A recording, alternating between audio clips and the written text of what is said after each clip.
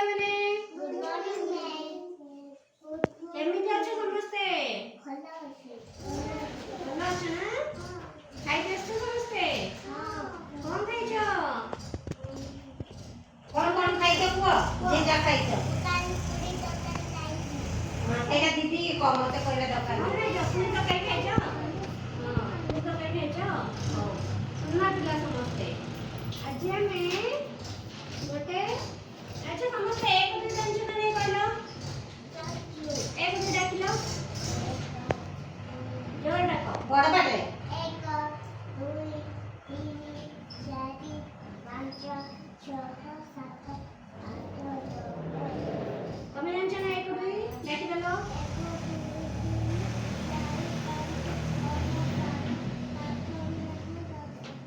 ଆଚ୍ଛା ଆଜି ଆମେ ଏକ ଦୁଇ ଗୀତ ମାଧ୍ୟମରେ ଶିଖିବା ହେଲା। ମୁଁ ଗାଇବି ତାପରେ ସମସ୍ତେ ଗାଇବେ ହେଲା। କୁହ ଏକ ଗଲା ଶିକାର କରି ସମସ୍ତେ ଏକ ଗଲା ଶିକାର କରି ଦୁଇ ଥିଲା ତା ସାଥେ ତିନି ତାଙ୍କର ପଛରେ ଥିଲା ତିନି ତାଙ୍କର ପଛରେ ଥିଲା ବାଘ ଦେଖିଲା ବାଟେ ବାଘ ଦେଖିଲା ବାଟେ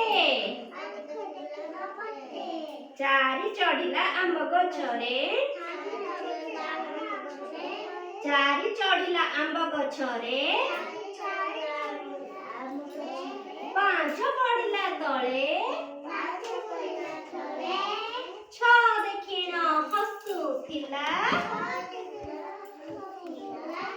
ଛଅ ଦେଖିଣ ହସୁଥିଲା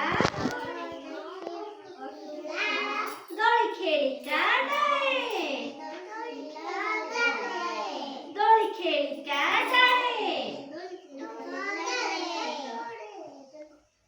ବଡ ପାଟେ ନାଚିଲା ଘୁଙ୍ଗୁର ପିନ୍ଧି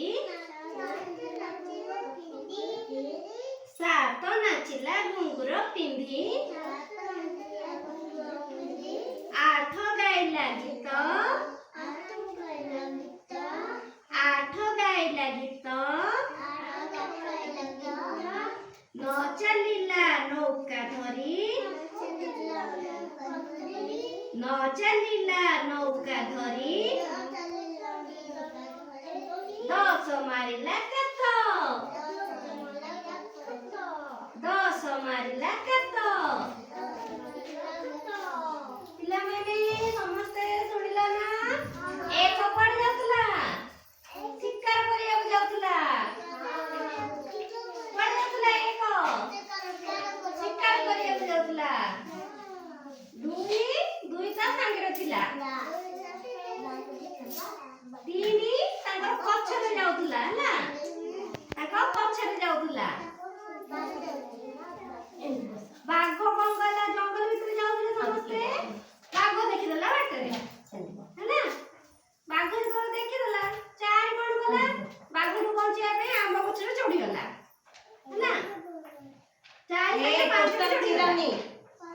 ଚାରି ସାଙ୍ଗେ ପାଞ୍ଚ ଚଢିଗଲା ହେଲା। ତାପରେ ଚାରି ଆମ୍ବ ଗଛରେ ଥିଲା, ପାଞ୍ଚ ତଳେ ପଡିଗଲା ହେଲା। ଛଅ କଣ କରୁଥିଲା ନା? ଛଅ ତାଙ୍କୁ ଦେଖୁଥିଲା ଦୋଳି ଖେଳିକି ହସିଲା। ପାଞ୍ଚ ଦିନ ତଳେ ପଡିଗଲା, ଛଅ ହସିଲା ହେଲା। ତାପରେ ସାତ କଣ କଲା ନା? ନାଚିଲା ଘୁଙ୍ଗୁର ପିନ୍ଧିକି ହେଲା। ଆଠ ଗୀତ ଗାଇଲା, ସାତ ଘୁଙ୍ଗୁର ପିନ୍ଧିକି ନାଚିଲା ହେଲା।